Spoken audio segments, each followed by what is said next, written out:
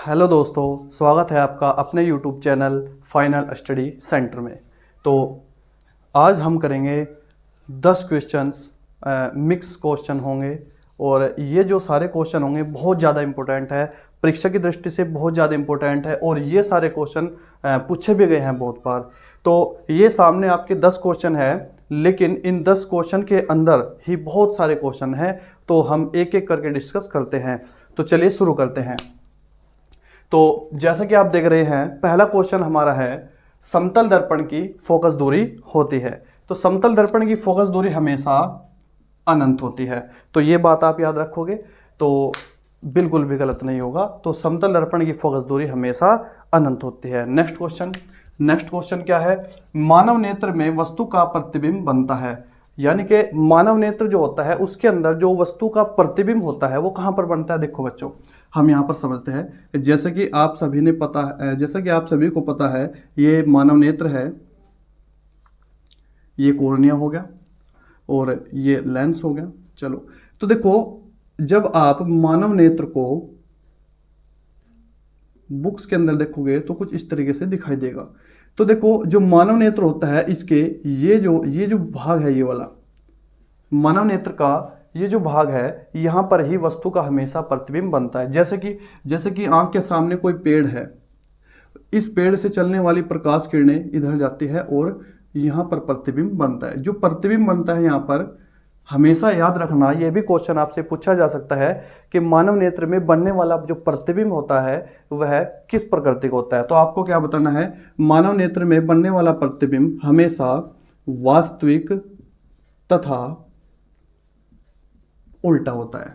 ठीक है, तो वास्तविक तथा उल्टा होता है, तो ये भी आप याद रखोगे। तो इस क्वेश्चन का आंसर है, मानव नेत्र में वस्तु का प्रतिबिंब बनता है रेटिना पर। रेटिना कहाँ पर होता है? ये जो भाग है इधर अंदर की साइड का, ये वाला, ये जो भाग होता है ये है रेटिना का ही भाग है, या फिर हम कह सकते हैं इसे ही रेटिना कहा जाता है। नेक्स्ट क्वेश्चन, प्रकाश के लिए किस रंग का प्रकीर्णन सबसे कम होता है? तो देखिए, इस क्वेश्चन का आंसर है, प्रकाश के लिए किस रंग का प्रकीर्णन सबसे कम होता है? तो देखिए, लाल रंग का जो प्रकीर्णन है वो सबसे कम होता है।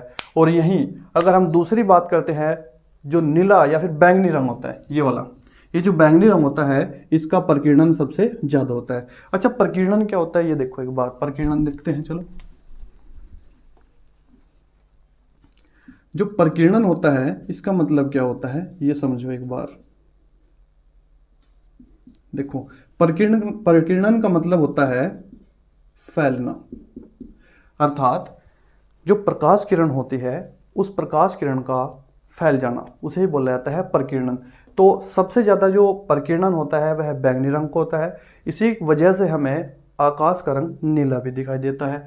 और सबसे कम प्रकीर्णन किसका होता है? लाल रंग का। मतलब लाल रंग का जो फैलाव है वो सबसे कम होता है, इसीलिए लाल रंग के सिग्नल्स होते हैं और रेड लाइट्स और येलो लाइट्स, उसका भी प्रकीर्णन कम होता है, इसलिए सिग्नल्स वगैरह में लाल रंग का प्रयोग किया जाता है। क्यों? क्योंकि प्रकीर्णन सबसे कम, प्रकीर्णन का मतलब इसका फैलाव सबसे कम होता है, और जिसका फैलाव सबसे कम होता है इसलिए वो दूर से दिख जाता है। तो शायद समझ गए होंगे। नेक्स्ट क्वेश्चन, किसी चालक तार में विद्युत धारा का प्रवाह होता है। किसी चालक तार में, माना कि हमारे पास कोई चालक तार है, देखो चलो, ये कोई चालक तार है आपके पास, ठीक है भाई। अब इस चालक तार के अंदर जो विद्युत धारा प्रवाहित होती है वह किस वजह से होती है, ये पूछा गया क्वेश्चन के अंदर। तो देखो, आप सभी को एक बात तो पता होगी, जो आपके मेटल्स होते हैं या फिर जो आपकी धातुएं होती हैं या अधातु होते हैं, उन सब के अंदर क्या होता है? इलेक्ट्रॉन होते हैं। ठीक है भाई, इलेक्ट्रॉन मतलब ऐसे, हम ऐसे समझ लो, ये इसके अंदर इलेक्ट्रॉन है, चाहे वस्तु धातु हो चाहे वस्तु अधातु हो। देखो, ये मार्कर है, इस मार्कर के अंदर भी इलेक्ट्रॉन होंगे। अगर आप लोहे की छड़ लेते हो तो उसके अंदर भी इलेक्ट्रॉन होंगे। पर विद्युत धारा प्रवाहित होती है किसी चालक तार के अंदर। क्यों? क्योंकि जो विद्युत धारा होती है वो इसलिए प्रवाहित होती है इस चालक तार के अंदर, जो इसके अंदर उपस्थित इलेक्ट्रॉन हैं, जो इसके अंदर उपस्थित इलेक्ट्रॉन है वह मुक्त अवस्था में होते हैं, वह मूवमेंट कर सकते हैं, वह इधर उधर जा सकते हैं, इसीलिए इसके अंदर विद्युत धारा प्रवाहित हो सकती है। अगर मैं यही मार्कर की बात करूं तो इस मार्कर के अंदर भी इलेक्ट्रॉन है, उपस्थित है इसके अंदर भी, पर इसके अंदर जो इलेक्ट्रॉन है वह मुक्त अवस्था में नहीं है, अर्थात वह इधर उधर मूवमेंट नहीं कर सकते। इसीलिए किसी भी चालक तार के अंदर विद्युत धारा का प्रवाह हो सकता है। याद रखो, हमेशा करंट उसी वस्तु में प्रवाहित हो सकता है जिस वस्तु में जो इलेक्ट्रॉन है वह मुक्त अवस्था में हो या फिर मूवमेंट कर सकते हो। तो शायद समझ गए होंगे। तो इसका उत्तर यह है कि किसी चालक तार में विद्युत धारा का प्रवाह होता है किसके द्वारा भी बच्चों? ये होता है मुक्त इलेक्ट्रॉन द्वारा।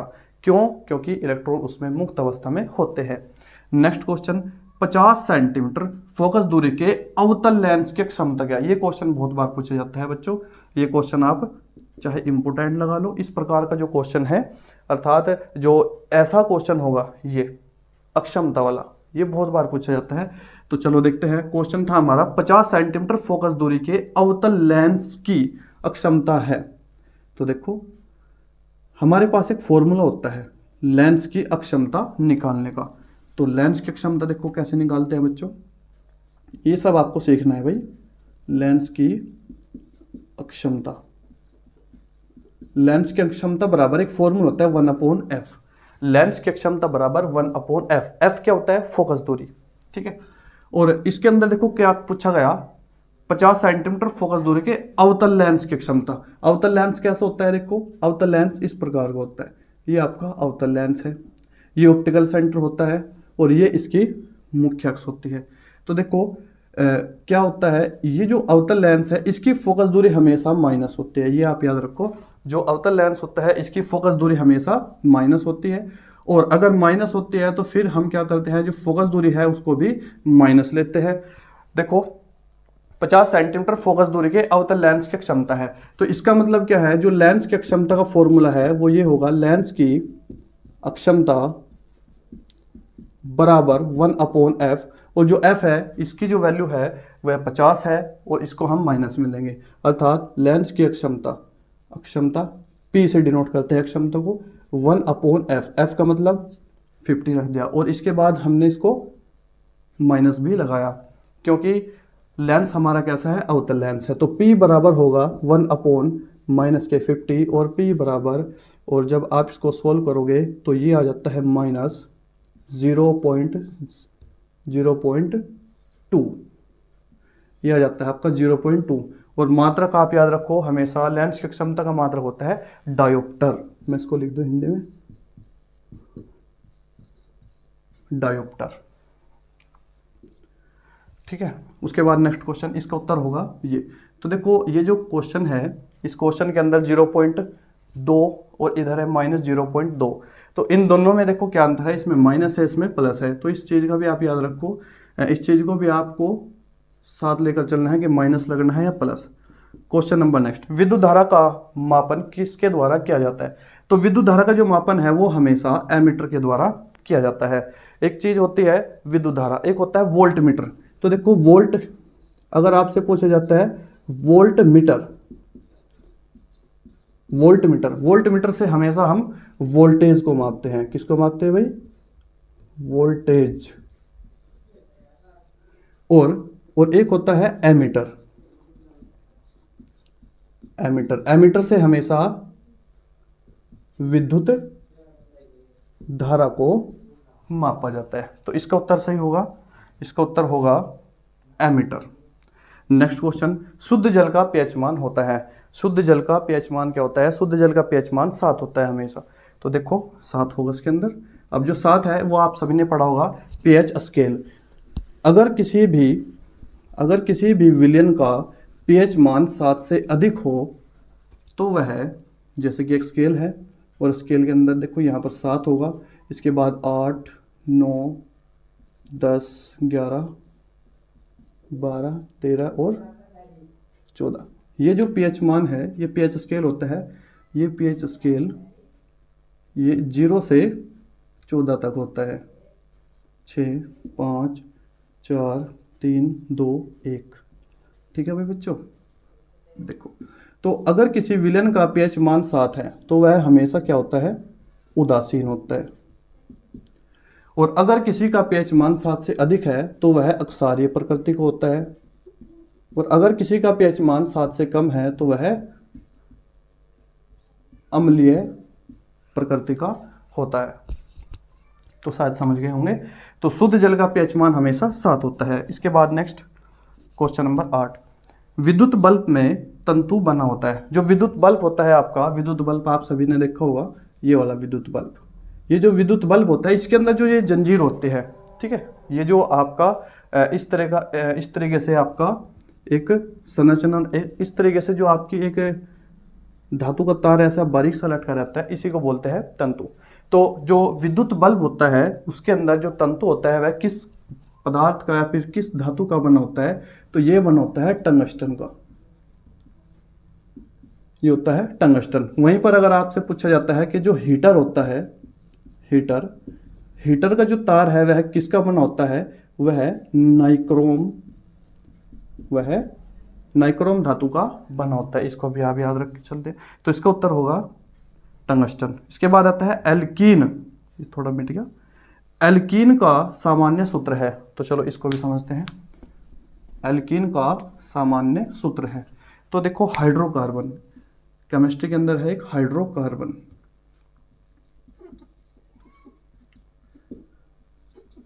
हाइड्रोकार्बन, जो हाइड्रोकार्बन होता है वह 3 प्रकार से होता है। देखो इधर होता है एल्केन, इधर होता है number 2, number 1 alkane, number 2 alkene और नंबर 3